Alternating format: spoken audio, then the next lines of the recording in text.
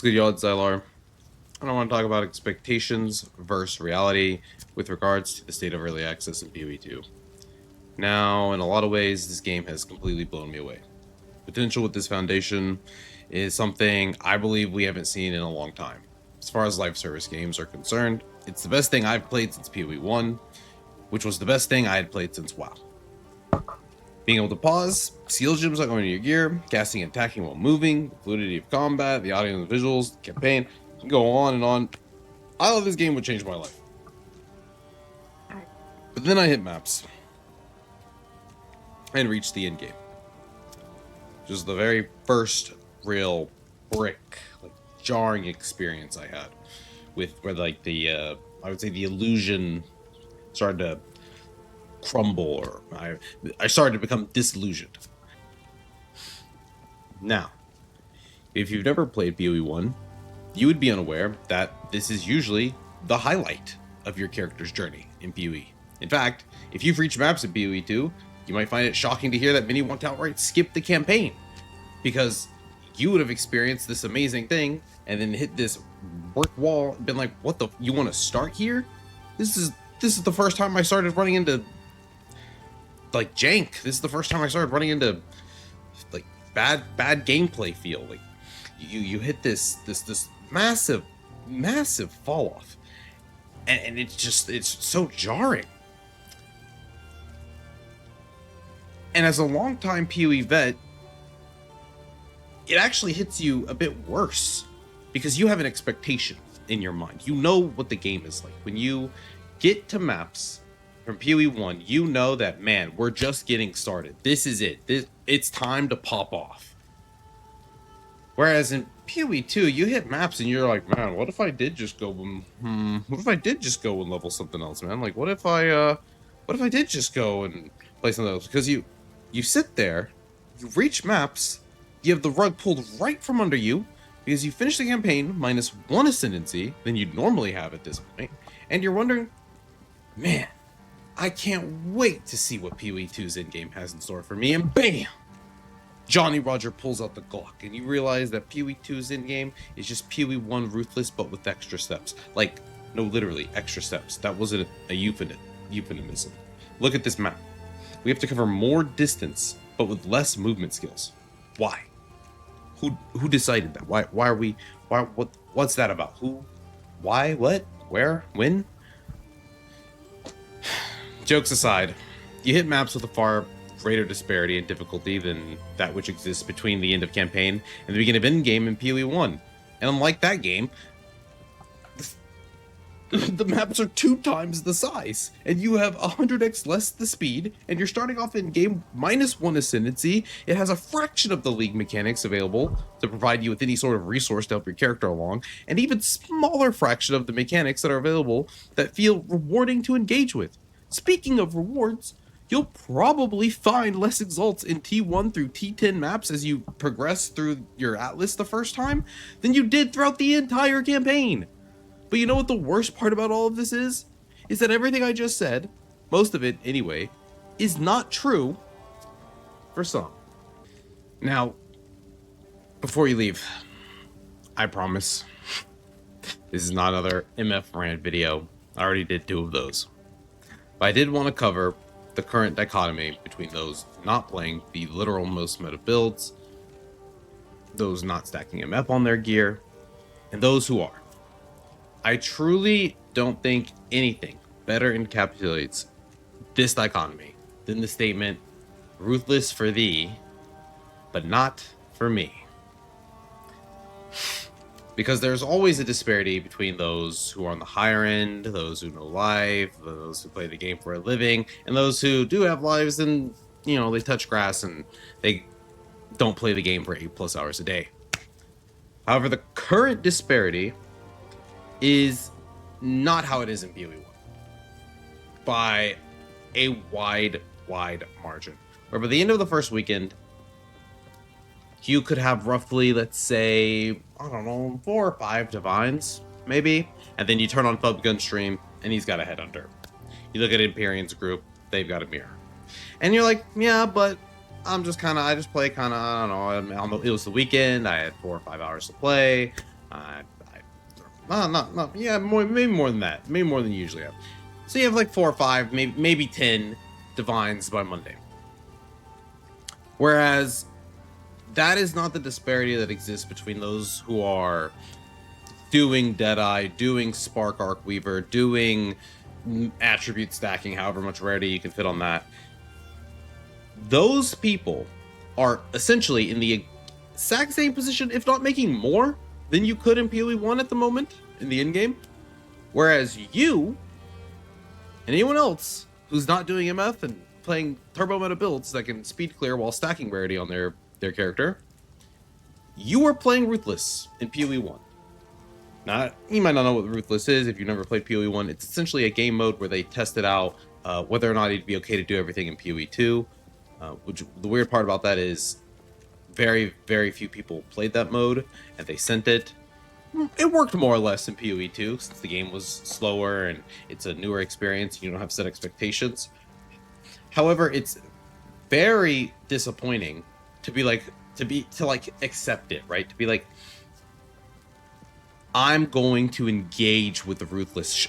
Yeah, we're going to get way less drops, less loot, but it's going to be meaningful loot. That less loot we're going to get, it's going to be nice and meaningful. Those upgrades, nice. Ooh, I got an Exalt Orb. That feels good. I found a Divine. I better save that for when I find a unique that is really worth just getting those perfect roll. And then you just go ahead and see, oh, actually, wait, if I just go ahead and put all the rarity gear on and get the Spark Arcweaver going or do bow, lightning arrow, actually, I can just make more loot and faster than I could in PoE 1. I'm basically still playing PoE 1, and if I were to not engage with this, I am playing Ruthless. Having this the disparity be literally different video games, that is extreme, right? Like, at the end of the first week of a league launch in PoE 1, you might have on Ruthless, specifying for Ruthless, you might have an Alk, a Regal,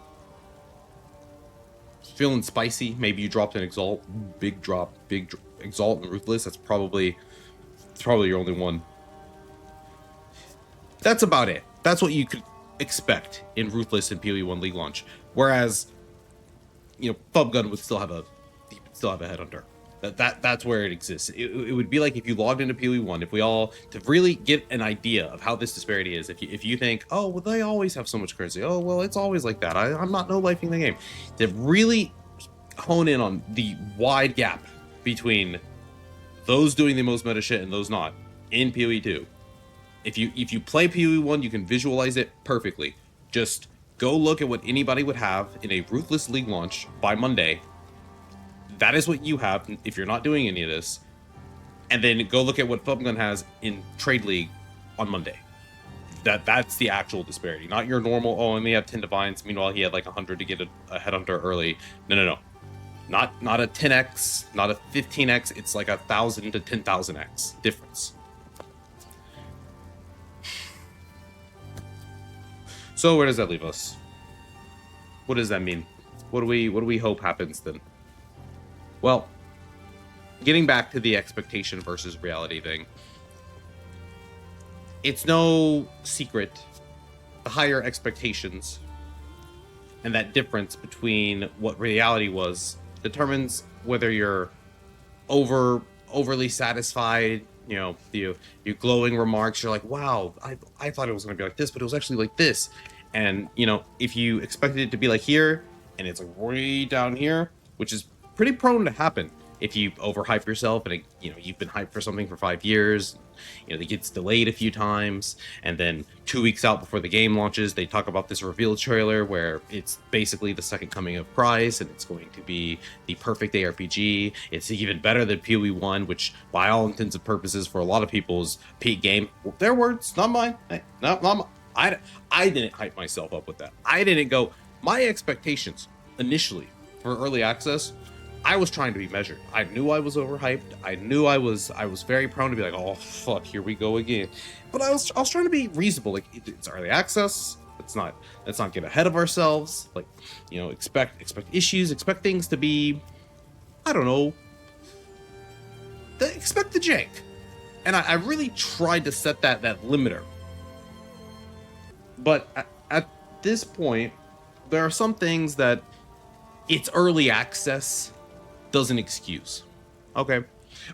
It's early access is not a catch-all term to just disregard feedback, tell people who are yapping or complaining to shut up. You can't just be like, it's early access, bro. Okay? That's why I'm yapping. Because it's early access. If it was league launch, I'd be writing a very heated Reddit post. Okay? They're like something way more serious than these videos.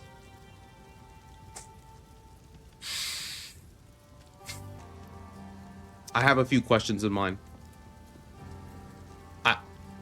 More so than any patch, and not to be like a petty, pessimistic, oh, you know, I want my grievances aired type thing. I would much prefer, because it's early access and the game is more or less kind of broken, I would like an update from Jonathan, an interview with anybody, try anybody, whoever, Ziz, Steel, Gazzy, anybody, literally anyone, any of the content creators, because I just want to know what their intent is. They do another patch, and I'm sure the changes will be great. Let's say it's a rarity. Let's say they buff melee. Let's say they fix armor. I want to know an update of what they think is okay in the game, what they wanted from the game, what they were disappointed by, because they're not perfect. Nobody's perfect. I understand that. I just want to know what they want and what their goals are, because that would help me better understand what is and isn't worth talking about, right? If I know that Temporalis and the Spark Mage MF rarity, if they just literally tweet it out, this is bad, we're gonna fix it, it's bad, then who the fuck cares, right? Why would I make this? They know, it's not a secret. Like, sure, action speaks louder than words, but I trust them because of their actions up to this point. So if they were to just say that they were going to do something, then fuck this, what am I doing here? But at this point, little than having some of my questions answered, which I'll get to in a second, will assuage me. And what are some of these questions? Well, the first would be, and I think this is just a brutal, like, they have to talk about this. They have to talk about this. Why is melee literally worse? Do you know? Does anybody know? In PoE 1, melee was bad for a really long time. Look at this. We're talking about melee and Path of Exile and it's being an issue with the Tarky Cat video from 5 years ago. 4 months ago. How fixing melee is making the whole game better. This is an entire interview that is more or less, yo, we fixed melee in PoE 2, and backporting those decisions have improved it in PoE 1. How the fuck is that possible? If you can't tell, at the moment, I am planning to do, before they do any balance changes, no pressure SSF run of getting a warrior, haven't decided on Warbringer or Titan yet, to a fully ascended state, doing T15s, and try to do a pinnacle boss with it. Just one. Not going to name any one specific, which almost pretty much whichever one I get first. Because due to the RNG, I don't really want to be asked to be stuck on this for too long. But like, why is it literally worse than PoE 1? How did you get inspired by it in PoE 2, backport those changes, and it got worse? I don't understand.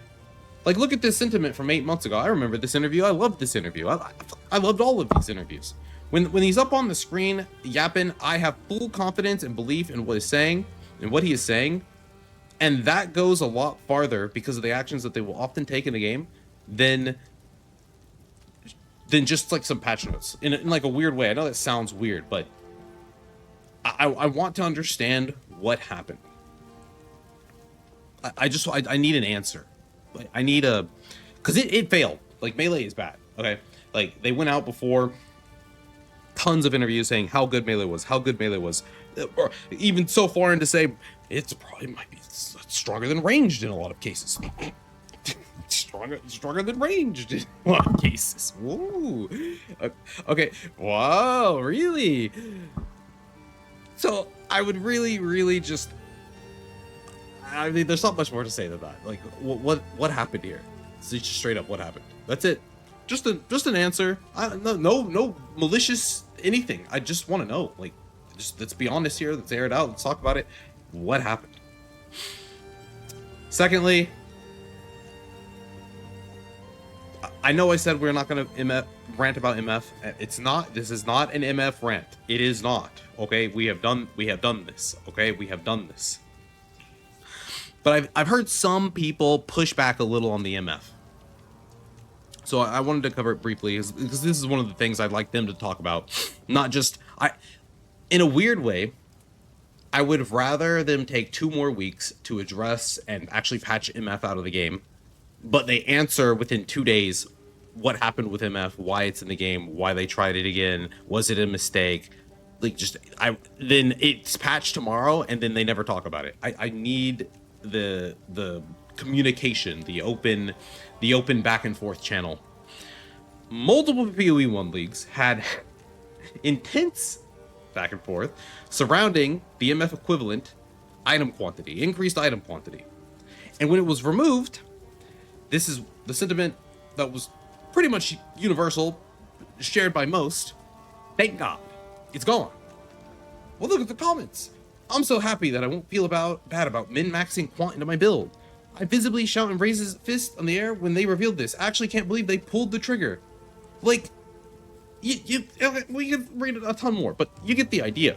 So how did it get back? How did something stronger? You baked it into rarity, buffed it, made it apply to more things, backported it, and just sent it. How?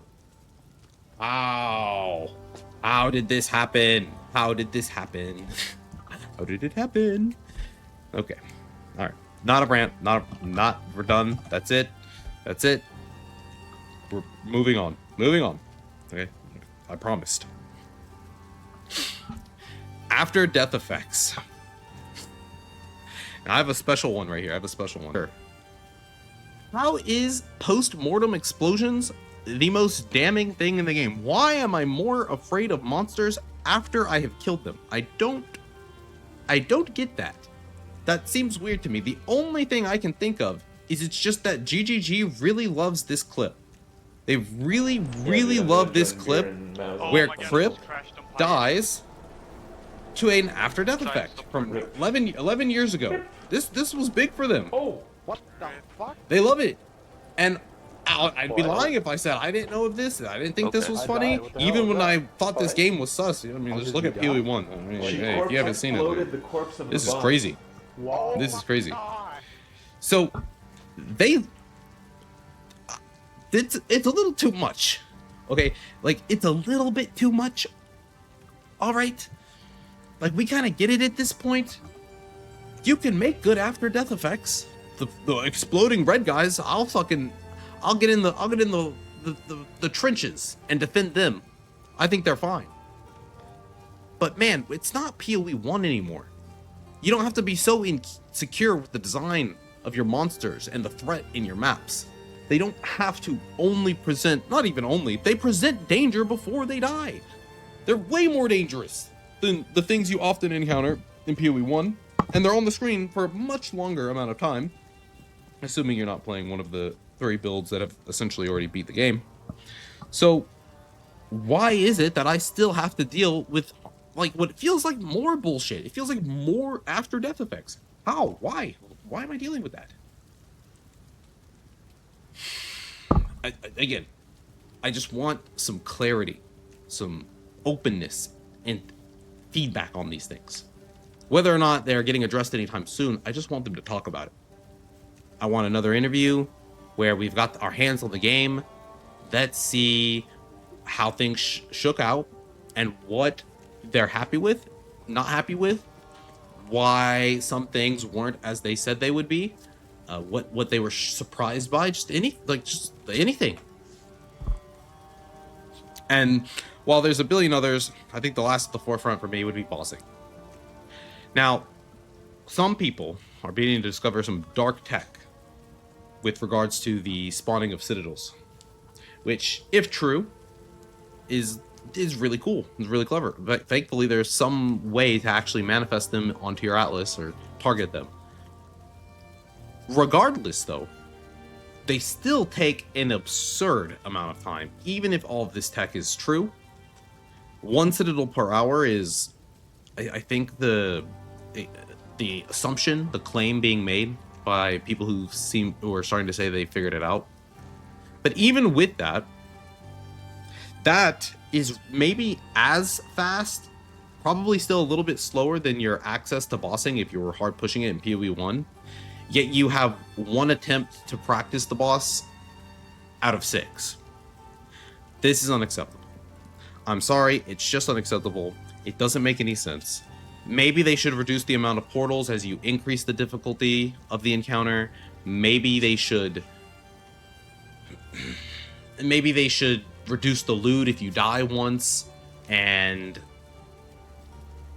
allow you to get the other portals as just practice.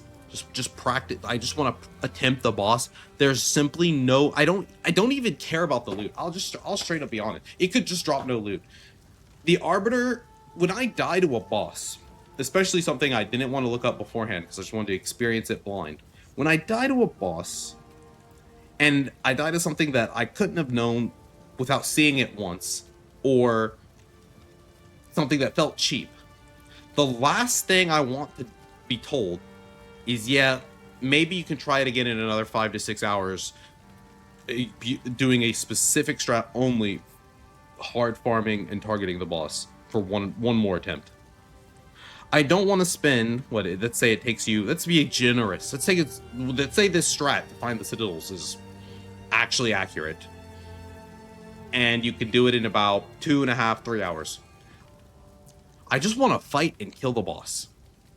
Even if I don't get any loot, it will feel better to get back into that arena and kill the boss. Just simply put, that's it. Like, okay, I died. I don't get the good loot. That's fine. I died. Fair enough. I'm not good. Let me go back in there, learn the mechanics. Get not even infinite attempts. It's only 6. So it's still worse than Elden Ring. But the game it's the game they said they wanted to model things after. That's not what I'm saying. But I would still like to get in there, try, and fail. It seems like a very basic request. I know it might often sound like I hate this game. But I don't think I love any game more than PoE 1 and 2. As I've said before, I truly believe that GGG, FromSoft, Larian, they are S+ tier devs. They're in a category above all other devs in my mind. But nobody's perfect. We all drop the ball from time to time. Elden Ring had the stupid ass Scooby Snacks in its DLC. BG3's Act 3 was anything but perfect on release. It had performance issues, riddled with bugs, and straight up some of the NPC companions you could have with you, their quest lines just weren't finished. They just didn't have anything in Act 3. Looking at you, Minthara. But for now, all we can do is wait and see what they have in store for us in the new year. And if these questions, if any, actually, not even just these, are addressed going forward. That'll do it for this video. You know the deal. Like, comment, subscribe. If you enjoyed this discussion, there will be many more. And remember to never stop complaining, because the squeaky wheel gets the grease. And this game could still use a whole lot of grease. And with that, I'll see you guys in the next one. Peace.